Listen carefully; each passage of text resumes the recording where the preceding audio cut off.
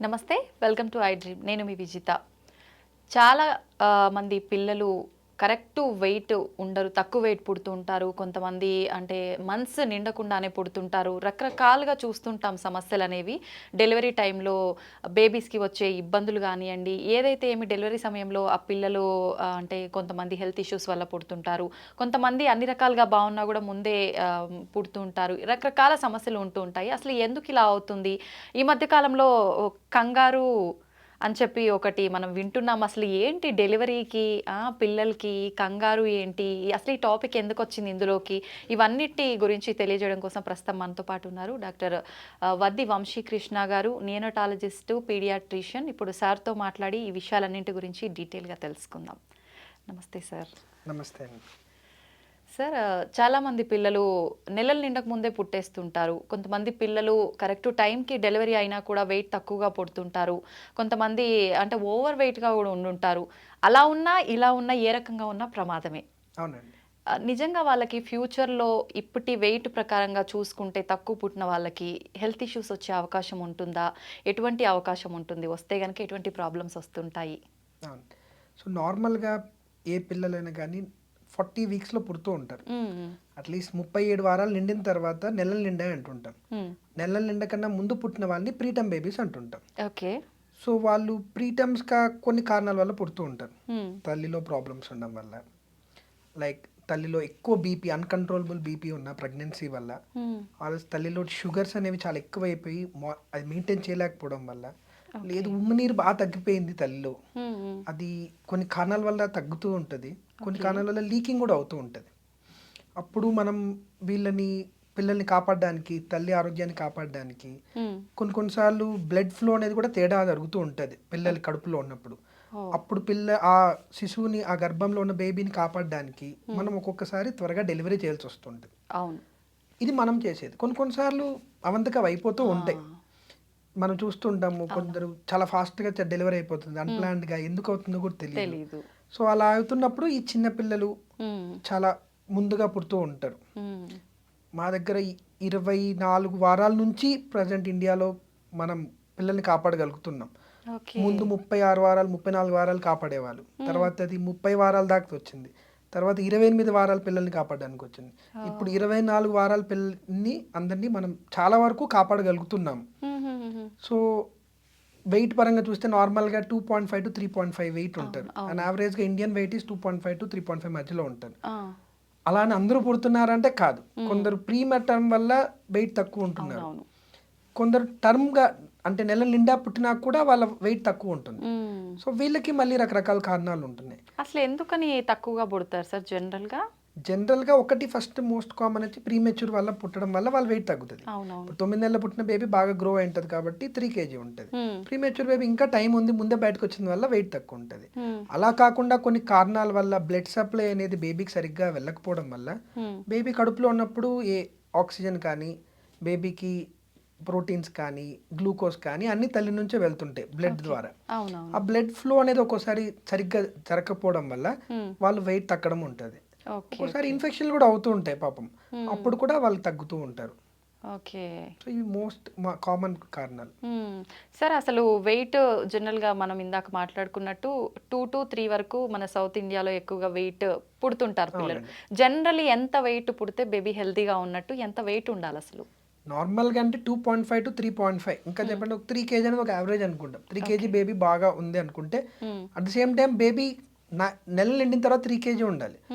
ఒక్కోసారి తల్లిలో షుగర్ ఎక్కువ ఉంది అనుకుంటే బేబీ 34 వారాలకు కూడా 2.5, 3 kg ఉండొచ్చు.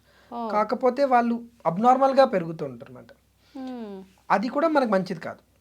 ఎలా వెయిట్ పెరగాలో అలాగే పెరుగుతూ ఉందంటే బేబీ, అప్పుడు వాళ్ళ ఆరోగ్యం బాగున్నట్టు.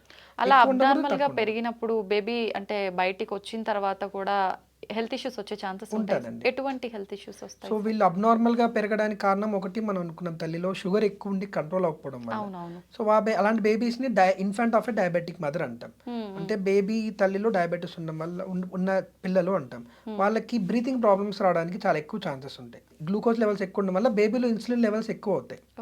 దానివల్ల ఇన్సులిన్ లెవెల్స్ ఎక్కువ ఉండడం వల్ల బేబీలో వాళ్ళకి ఇనీషియల్గా బ్రీతింగ్ ప్రాబ్లమ్స్ రావడానికి, వాళ్ళలో షుగర్స్ తగ్గడానికి, వాళ్ళు కొంచెం లావుగా ఉండడం వల్ల నార్మల్ డెలివరీ అవుతున్నప్పుడు ఇబ్బంది పడడానికి, జాండీస్ రావడానికి, వాళ్ళు కాల్షియం తగ్గడానికి ఇవన్నీ ప్రాబ్లమ్స్ వస్తూ ఉంటాయి. ఓకే. ఓకే.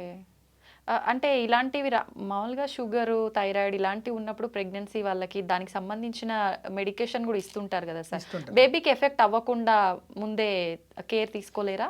మనం ఇప్పుడు డయాబెటీస్లో అనుకోండి, మనం ముందుగానే డయాగ్నోస్ చేసి కరెక్ట్గా మనం షుగర్స్ని హెచ్బిఏవన్సీ లెవెల్స్ అంటారు తల్లిలో, ఓకే. అవి మనం కరెక్ట్గా మెయింటైన్ చేసుకున్నామంటే కట్ ఆఫ్ లెవెల్స్ తగ్గట్టు 6.5 కన్నా తక్కువ మెయింటైన్ చేసుకుంటున్నామంటే నార్మల్ ప్రెగ్నెన్సీ మదర్కి ఎలా జరుగుతుందో ఈ డయాబెటిక్ ఉన్న మదర్కి కూడా అలాగే జరుగుతుంది. సో తల్లి డయాబెటీస్ షుగర్స్ కంట్రోల్లో ఉంటే బేబీ మీద ఎఫెక్ట్ చాలా తక్కువ ఉంటుంది.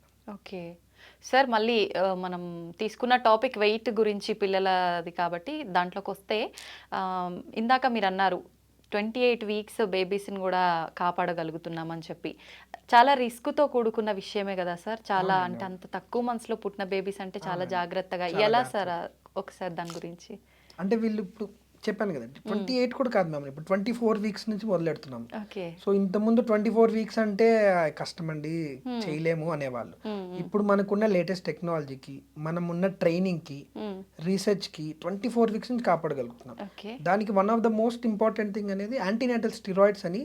ఈ ప్రీటర్మ్ బేబీ డెలివరీ అవుతుంది గ్యారంటీ అనుకున్నప్పుడు తల్లిలకి యాంటీనేటల్ స్టిరాయిడ్స్ అని ఇస్తున్నాం.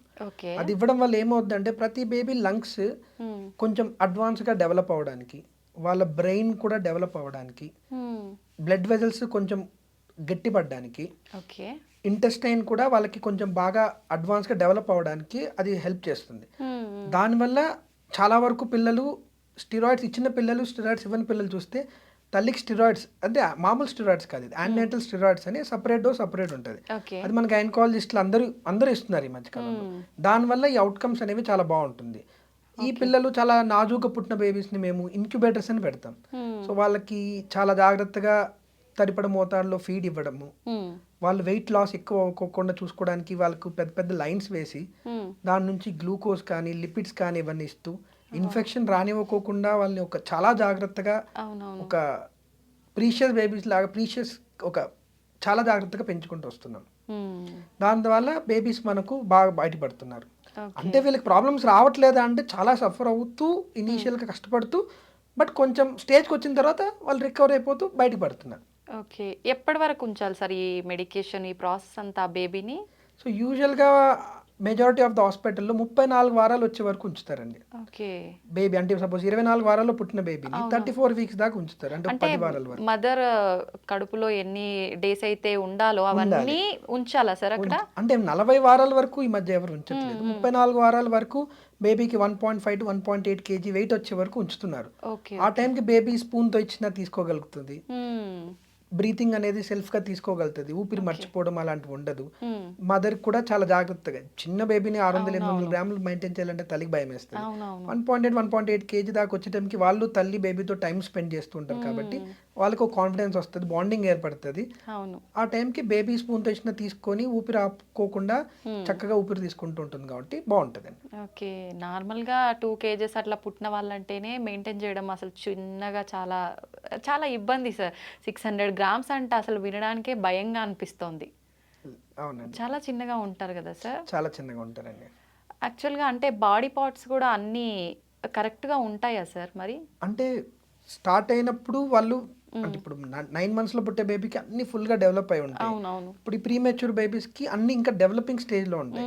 సో మనం as a paediatrician, neonatologist especially, మేమేంటంటే వీళ్ళకు ఎదగడానికి మనం సహాయత చేస్తూ దాంట్లో ఏమి తేడా అవ్వకోకుండా చూసుకుంటూ, ఒకవేళ ఏదైనా తేడా అవుతుంటే ముందుగానే దాన్ని ఐడెంటిఫై చేసి అది ఎక్కువ అవ్వకుండా చూసుకోవడం వల్ల వీళ్ళు మెచ్యూర్ అవుతారు స్లోగా. బేబీస్ 9 months బేబీస్ ఎలా ఉంటున్నారో, 9 monthsలో పుట్టిన బేబీస్ ఎలా ఉంటున్నారో అలా ఉండడానికి చాలా వరకు అవుతున్నారండి. Okay sir. ఇలా అంటే ముందుగానే డెలివరీ అవకాశం ఉంది అన్నట్టుగా ప్రెగ్నెన్సీ టైంలోనే తెలిసే ఛాన్స్ ఉంటుందా సార్?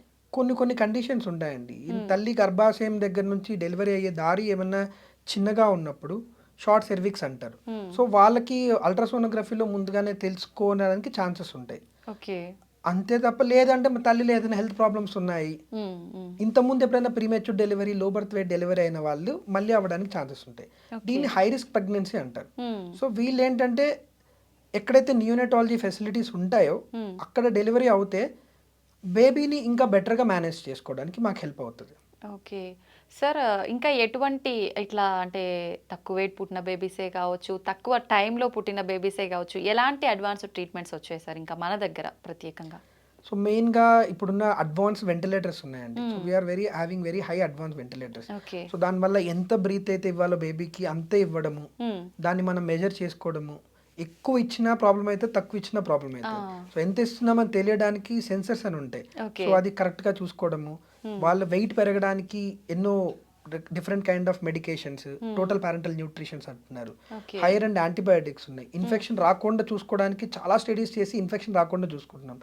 వాళ్ళ టెంపరేచర్ మెయింటెనెన్స్కి ఇంక్యుబేటర్స్, వాళ్ళకి ఇంకా గ్రోత్ పెరగడానికి మిల్క్ని ఫార్టిఫై చేసేదానికి, వీళ్ళు అరగడానికి కూడా ఇబ్బంది అవుతున్నప్పుడు ఒక్కోసారి తల్లికి స్టార్టింగ్లో మిల్క్ రానప్పుడు డోనర్ మిల్క్ అని కూడా ఇస్తాం మేము. దాని ద్వారా వాళ్ళకి త్వరగా మిల్క్ డైజెస్ట్ అవ్వడము, వాళ్ళకి ఇంకా స్క్రీనింగ్స్ అని ఇప్పుడు హార్ట్ స్క్రీనింగ్ చేసుకోవడానికి, బ్రెయిన్ స్క్రీనింగ్ చేసుకోవడానికి ప్రతి చోట న్యూనటాలజీ డిపార్ట్మెంట్ ఎన్ఎస్సిలోనే అల్ట్రాసౌండ్ ఎక్కువ మిషన్స్ ఉండడము, వీటన్నిటి వల్ల మాకు ఇంకా బెటర్గా అవుతుంది. సో ఇదంతా ఒక పార్ట్ అయితే, ఇంకా బెటర్గా చూసుకోవడానికి కంగారు మదర్ కేర్ అని ఒకటి ఉంది. దాని ద్వారా దీంతో పాటు ఇంకా బెటర్గా బేబీ వెయిట్ గెయిన్ కానీ బేబీ ఇంకా గ్రో అవ్వడానికి బాగా యూజ్ అవుతుందండి. ఏంటి సార్, నేను విన్నా యాక్చువల్గా, నేను అసలు ఈ టాపిక్ అడుగుదాం అనుకున్న ఈలోపు మీరే మాట్లాడేశారు. కంగారు మదర్ కేర్ అని చెప్పి ఈ మధ్య కాలంలో ఎక్కువ వింటున్నాం, యూట్యూబ్ ఓపెన్ చేస్తే కనిపిస్తోంది. ఏంటి సార్ కంగారు మదర్ కేర్ అంటే? అంటే యాక్చువల్గా ఇది వెస్ట్ నుంచి వచ్చిందండి బేసిక్గా. అక్కడ ఏంటంటే వాళ్ళు ఏం చూసారంటే రిసోర్స్ లిమిట్ సెట్టింగ్స్లో అన్ని చోట్ల ఇంక్యుబేటర్స్ ఉండట్లేదు, చిన్న చిన్న బేబీస్ అందరూ పుడుతూ ఉన్నారు. సో ఇలాంటప్పుడు ఎలా వీళ్ళని మనం చూసుకోవడం రిసోర్స్ లిమిటింగ్ సెట్టింగ్స్లో అని డాక్టర్ ఎడ్గర్ రే అని ఆయన అక్కడ they tried using this kind of kangaroo mother care. Okay. So what they did is, వాళ్ళు అబ్జర్వ్ చేశారు. ఇప్పుడు కంగారు చూస్తే కంగారు పిల్ల జాయ్ అంటారు.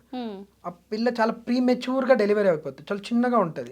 కంగారుకు ఒక చిన్న పౌచ్ ఉంటుంది తల్లి కంగారుకి, ఆ పౌచ్లో పెట్టుకొని కంగారు దాన్ని పొదుగుతుంది బేబీని.